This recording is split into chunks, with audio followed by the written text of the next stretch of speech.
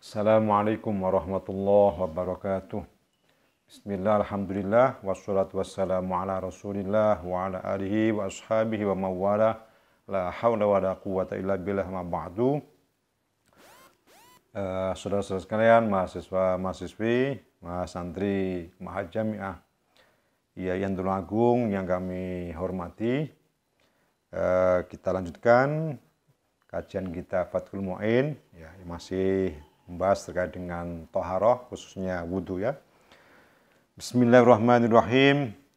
Ila hadratin Nabi Mustafa Sayyidina Muhammadin sallallahu alaihi wasallam, thumma ila hadrati abaihi wa ummahatihi wa dhurriyyatihi wa ikhwanihi minan nabiyyin wal mursalin wa ali kullin wa ashabi kullin ajma'in wa tabi'in wa tabi'i tabi'in, thumma ila hadrati masyayikhina wa masyayikh wa jami'i man ajazana musannifil kutub allati ta'allamnaha wa 'allamnaha lahumul Fatihah.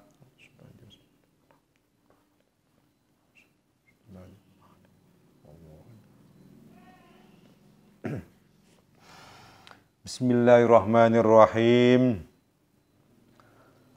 Qala dawuh sapa Imam Nawawi fil Majmu' dalam kitab Al-Majmu'. Al-Majmu' syarah Muhadzab. Sawaun kanat, dawuhnya sawaun iku padha kanat utawi yen to ana apa najasatu najis iku ma'iatan kang cuwer au jamidatan utawa kang atos. Ini masih terkait dengan kemarin kajian sebelumnya, bahwa air itu secara mutlak, ya, menurut mazhab Malik, menurut mazhab Syafi'i yang qadim, tidak bisa menjadi najis kecuali kalau kecuali kalau ada perubahan. Jadi walaupun toh terkena najis, namun kalau tidak ada perubahan dalam diri air itu, maka tidak menjadi najis. Baik najis yang masuk itu najis yang berupa cairan maupun najis yang berupa benda padat, ya.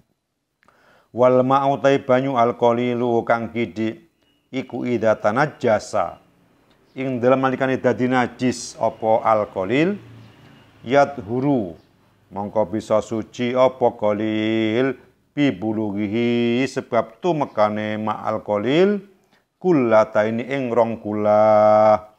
Walau bima'in senajan ditambahi kelawan banyu mutanajisin kang kena najis apa ma haitsula taghayyura ing dalam sekiranya ora ana perubahan iku maujud fihi ing dalam ma. Nah, karena itu air yang sedikit, ya, air yang sedikit itu yang kurang dari 2 kula ini bisa menjadi suci dan mensucikan manakala air itu bisa mencapai 2 kulah. Walaupun toh cara sampainya 2 kulah itu ditambahkan dengan air yang juga mutanajis. Mutanajis dikumpulkan jadi satu, ya, hingga mencapai 2 kulah. Namun kita lihat, nah, kalau tidak ada perubahan dalam air itu, baik rasa, bau, warnanya, maka air itu bisa menjadi suci dan mensucikan. Walaupun asalnya dari air yang mutanajis.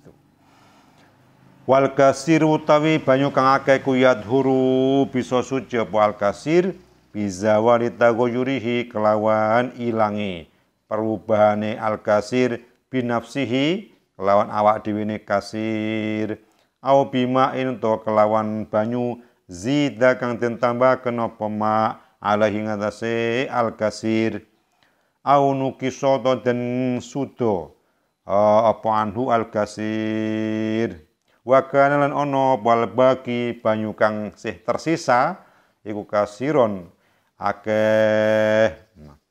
Kemudian air yang banyak ini bisa suci dengan hilangnya perubahan. Jadi kalau dalam air yang banyak itu masih ada perubahan dari diri air itu sendiri, entah warnanya, baunya atau rasanya.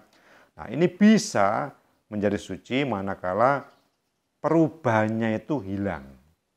Baik hilangnya itu dengan dirinya sendiri, lamanya diam, kemudian hilang dengan sendirinya, atau dengan cara ditambahkan air lagi sehingga menjadi hilang, atau justru dikurangi.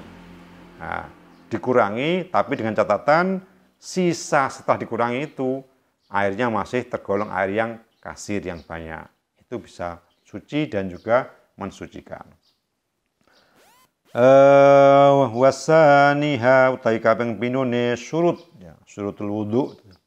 Syarat-syaratnya wudu yang kedua iku jaryumain ngilekaken banyu ala udwin ing atase gauta magsulin kang den basuh apa udwin fala yakfi mongko ora nyukupi apa ayamusahu yen to ngenani ing udwun apa lemau banyu bila jaroyanin kelawan tanpa mili di annahu krana temasune almasu iku la yusamma ora den arani apa almasu diarani ghuslan ing basuh. Nah, syarat wudu yang kedua, air yang dialirkan kepada anggota tubuh yang diwuduni itu adalah air yang mengalir. Ya, karena bahasanya kan ada bahasa yang ghuslu, ya, ghuslul wajhi, ya. Itu makanya harus mengalir, membasuh wajah itu namanya harus mengalir. Kalau tidak mengalir namanya bukan ghuslu, ya, masu hanya mengusap, nah, itu tidak cukup, ya. Tapi kalau dalam hal yang mengusap seperti mengusap sebagian kepala itu namanya mengusap, air tidak harus mengalir. Tapi kalau dalam anggota-anggota tubuh yang memang harus dibasuh, dialirkan airnya, maka airnya harus mengalir. Maka harus hati-hati ketika mungkin ada beberapa praktek-praktek wudu dengan menggunakan semprotan-semprotan itu, ya. Nah, kalau memang airnya bisa mengalir, tidak masalah, ya, bisa sah. Tapi kalau dengan hanya disemprot air yang tidak bisa mengalir, ya, karena sedikitnya air, maka itu tidak sah sebagai wudu dalam anggota-anggota yang dibasuh, ya, yang harus ada aliran airnya. Tapi kalau yang mengusap sebagian kepala itu cukup tanpa harus mengalirkan air. Wasalisu atika ping telune surut iku ala yakuna yen to ora ana iku alaihi ngatasi udwin aya al udwi tegese ngatasi gauta apa mughirun barang kang ngowahi yang merubah lil ma'i maring banyu taghayyuran kelawan perubahan dharon kang bahayani contohnya kaza'faron kaya minyak za'faron wasondarin dan wangen-wangen sondal khilafan halin ulayani li jam'in maring segolongan ulama. Syarat ketiga dari wudu, ya, bahwa di atas anggota tubuh yang kita basuh itu tidak terdapat sesuatu yang bisa merubah kemutlakan air, ya, dengan perubahan yang sangat mencolok. Jadi makanya kalau misal ada wangi-wangian, ya, yang terlalu wangi, kemudian ketika air mengenai anggota tubuh yang ada wangi-wangiannya itu, kemudian airnya bisa berubah, ya, airnya berubah menjadi ikut wangi. Nah, itu namanya doron, ya, taghayyuran doron, perubahan yang signifikan. Maka itu tidak mencukupi atau tidak sah wudunya. Tapi itu juga ada khilafan li jam'in. Nah, tapi berbeda pendapat dengan sekelompok ulama yang menyatakan tetap sah. Walaupun toh ada perubahan karena barang-barang tertentu yang merubah kondisi air itu atau merubah kemutlakan air itu. Warabi'uha tekaping papate surut iku alla yakuna yen to ora ana. Iku al udwi ngatese gauta apa hailun perkara kang ngalang-alangi bainal ma'i dalem antarané banyu wal maghsuli lan gauta kang den basuh.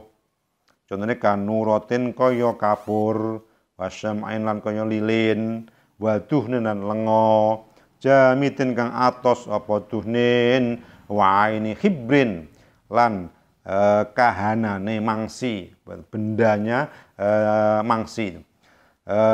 Wahinain lan pacar, bikhilafi duhnin klan bedani lenga, jarin kang cuwer, aima'in tegese kang cuwer.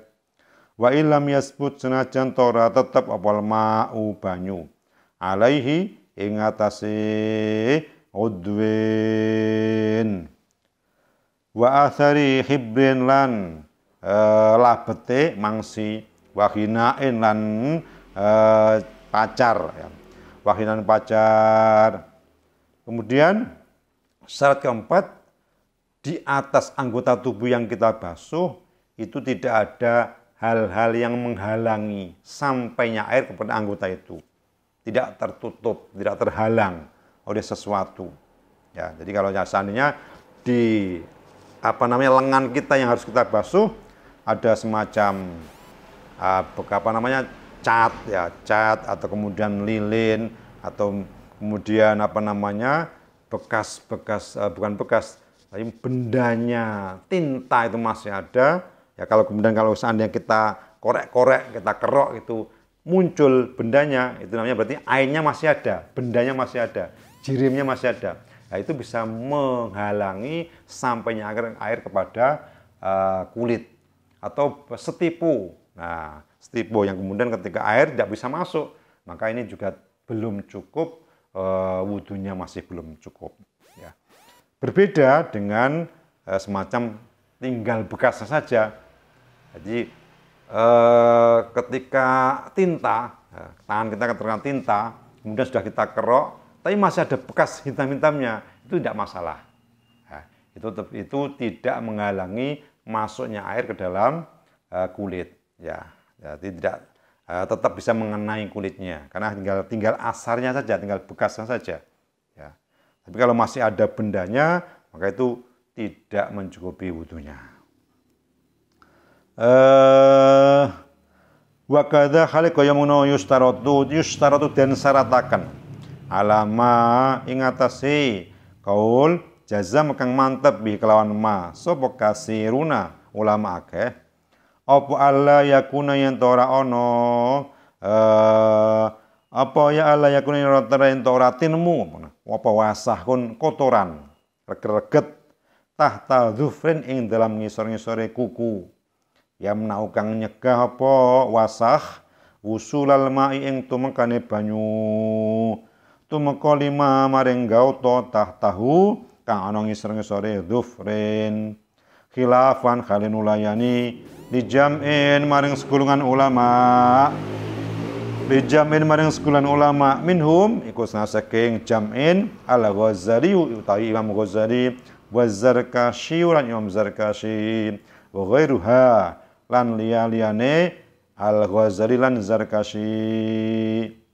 Kemudian ada yang syarat lain, yaitu sebagaimana yang telah dimantapkan pendapatnya oleh mayoritas ulama, kebaikan ulama, ya, di bawah kuku-kuku ini tidak terdapat kotoran-kotoran yang mana bisa mencegah atau menghalangi sampainya air kepada anggota tubuh di dalam atau di bawah kuku itu. Ya. Kalau terdapat kotoran, maka itu tidak cukup wudunya. Ya. Tapi ini juga terdapat khilaf, terdapat perbedaan pendapat. Kalau menurut sebagian ulama, yang diantaranya itu ada Imam Ghazali, Imam Zarkashi mengatakan tidak apa-apa. Ya, tidak apa-apa terdapat kotoran di bawah kuku-kuku tangan. Wa atolu lan dawa-dawakan sapa ulama fi tarjihihi to wa atolan dawa sapa jam'in fi tarjihin dalam ngunggulaken kaul yang mengatakan tetap sahnya wudu itu. Wa sarrahu lan martelaken sapa jam'in bil musamahati lan murahaken amma saking barang tata kang ana ngisor-ngisore azfar kuku-kuku bayane minal wasahi bayane rereget duna nahwil ajini ora dimuraken apa sepadane jladrene roti adonan roti. Nah, jadi perdebatan ini panjang ya. Jadi ada yang memperbolehkan, ada yang tidak. Nah, kemudian ulama-ulama itu dalam hal yang memperbolehkan itu untuk barang-barang atau benda-benda kotoran yang ada di bawah kuku, ya, itu diperbolehkan, tidak apa-apa. Artinya tidak berimbas pada tidak sahnya wudhu, kecuali kalau kotoran itu berupa ajin, ya, adonan roti. Jadi mungkin orang ngadoni roti, kemudian ada tersisa di bawah kuku-kukunya, nah itu tidak diperkenankan. Artinya harus dibersihkan dulu sebelum wudhu. Wudhunya tidak sah kalau itu masih tersisa di sana. Wa asyara la awisyarah sobal adro'i Imam Adro'i wa ghairuhu lan liyani Adro'i ila du'fi maqalatihi maring apesi dha'ifi qaule jam'in. Imam Adro'i menyatakan bahwa qaul semacam itu, qaul yang memurahkan, yang memberikan kemurahan, diperbolehkannya kotoran-kotoran yang berada di bawah kuku, itu qaul yang dhaif, yang lemah. Ya. Waqat soroha teman-teman mertelakan sopo Imam Adro'i fit tatimatinam kitab at-tatimah wa ghairiha lan liyane at-tatimah bima kelawan qaul firrodoti kang tetap dalam kitab ar-raudhah karyanya Imam Nawawi wa ghairiha lan liyane ar-raudhah bayane ma min adamil musamahati bayane ora anane murahaken bisain kan suwi-wiji apapun ya mimma saking barang-barang tahta kang ana ngisor-ngisore adfar haitsu mana adam sekirane nyegah apa ma wusul al-mai ing tumakane banyu bi mahali ana panggonane syai. Kemudian Imam Adro'i lebih jauh menjelaskan secara lebih detail ya, dalam kitab Tatimah yang juga itu mengikuti atau berpegangan pada kitab Imam Nawawi di Raudhah ya, atau yang lainnya menyatakan bahwa tidak ada kemurahan dalam hal ini. Ya, sesuatu pun tidak ada kemurahan berupa apapun barang-barang benda-benda yang ada di bawah kuku tidak ada kemurahan baginya. Tetap itu kalau menghalangi sampainya air kepada anggota tubuh tangan yang di bawah kuku, itu berarti wudhunya tidak sah. Karena apa? Air tidak bisa masuk. Apapun jenis barang bendanya itu, kotorannya itu. Ya, itu menurut Imam Adro'i dalam kitab Tatimah dan yang lainnya. Wa aftalan awe fatwa supal Baghawi Imam Baghawi fi wasahin in dalam rereget hasil kang hasil apa wasah min hubarin saking bleduk bianahu kelawan temen setune wasah iku yamna'u nyegah apa wasah sihatal wudu ing sae wudu bi khilafi maklan bedani barang nasa'a kang tukul apa ma min badani saking badane wong wa huwa tema iku al-araku keringat al-mutajammidu ya kang dadi atos apa arok wa jazamalan mantep sapa Syekh Yusuf Al-Ardabili bihi kelawan qaul fil anwari ing dalam kitab Al-Anwar. Nah, kemudian ada pendapat lain dari Imam Baghawi ya. Imam Baghawi menyatakan bahwa barang-barang benda-benda kotoran-kotoran ya, yang di bawah kuku yang mana kotoran itu berasal dari debu-debu ya. Jadi debu-debu jalanan ya, itu kemudian karena terkumpul banyak sehingga berada di bawah kuku ini ngumpul semua di situ jadi hitam-hitam itu, maka ini mencegah sampainya air sehingga tidak sah wudunya. Ya, itu menurut pandangannya Imam Baghawi. Ya. Tapi kalau kotoran-kotoran ini berasal dari diri si mutawadhi, dari si orang yang akan wudhu itu, ya, contoh misal kotoran itu berasal dari keringat, ya, keringat yang kemudian berada di situ, yang kemudian mengeras keringatnya sehingga menjadi kotoran hitam-hitam itu, nah itu tidak apa-apa. Maka di sini kalau Imam Baghawi ada faktor internal, ada faktor eksternal. Kalau kotoran itu berasal dari faktor eksternal, dari luar tubuh, maka itu tidak sah, menyebabkan tidak sahnya wudhu. Tapi kalau kotoran itu berasal dari internal, dari diri orang itu sendiri, keringat yang mengeras, kemudian berada di bawah kuku, maka itu tidak apa-apa, artinya tetap sah wudhunya. Nah itu menurut pandangannya Imam Al-Baghawi. Ya. Dan itu juga dimantapkan pendapat tersebut oleh Imam Yusuf Al-Ardabili dalam kitabnya Al-Anwar. Ya, jadi dalam hal ini masalah kotoran di dalam masalah wudhu ini, kotoran yang berada di bawah kuku, maka terdapat banyak perbedaan pendapat ulama.